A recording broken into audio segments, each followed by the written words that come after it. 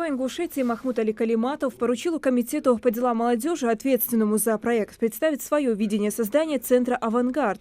Его цель – воспитать сильное, умное, красивое и здоровое поколение патриотов, любящих свою родину и готовых ее защищать, сказал Махмуд Али Калиматов. Лагерь «Нефтяник» представляет собой 30 железных блок-контейнеров, рассчитанных на 6 человек каждый. Размещать ребят в них предполагается только в летний период, поскольку в помещениях отсутствует система отопления и основные удобства, пояснила Марьям Амриева.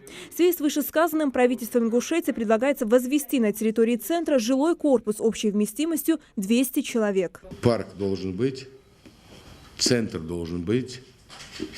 По срокам проработано, Марьям Султановна, совместно взаимодействие с военными. Значит, будьте добры, мне нужны сроки. Кто ответственный и контроль. У нас в городе находится, значит, получается центр. Детям некуда идти. Железные контейнеры. Дети находятся в железных контейнерах. Понимаете? Летом там вообще, видать, там же невозможно будет. Это же не армейские сборы, а это дети. Малгобек понятен, это первый вопрос, да? Значит, второй вопрос – это здание. Проект есть, да? Расписать нужно от гвоздя до нитки, что нужно там полностью. Значит, смету там согласуйте с Минфином.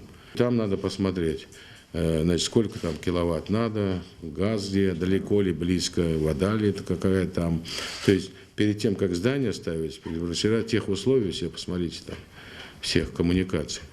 И все в комплексе потом обсудить. Я хочу просто, чтобы вы понимали, это очень важный, архиважный вопрос. Если брать молодежь, это все-таки воспитательный момент.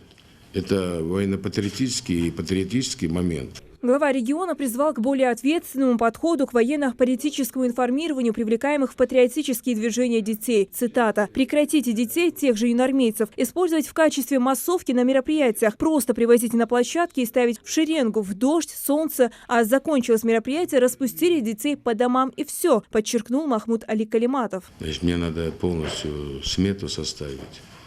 Какую форму, какого цвета. Значит, согласуйте с военкомом, с военными, если там некоторые уточнения нужны, там, чтобы она была. Мы вам ее приобретем.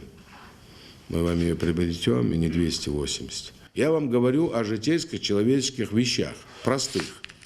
И к этому надо относиться. А то, значит, каждый праздник, там, Богатырева сказали, там, 50 человек, 10 человек, 100 человек. Вот она приводит их. Не допустите этого больше.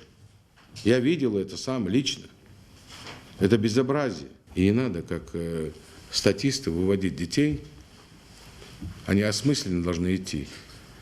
Перед тем, как выйти на какое-нибудь торжество, за день, за неделю они должны знать, и информировать их надо. Работайте с ними, готовьте брошюры, беседы проводите, дискуссии проводите. Довести до них заранее, какое мероприятие, к чему оно посвящено, почему оно. Оттуда они идут к вам. И это единственная структура, где мы можем влиять на мировоззрение наших детей. Сегодня души спасаемых и разум. И в будущем и дома пригодятся для них, и заводы, и фабрики, и дороги. А когда мы утеряем поколение, утеряем, безразличием своим взрослым, они сегодня формируют отношение к службе и к нам, старшим. Кроме того, в число поставленных перед ответственными лицами по итогам совещания задач вошли обеспечение юноармейских отрядов формой и создание оркестра. Хусен Гаев, Юсуп Ханиев, Рахман Цуров. Новости 24.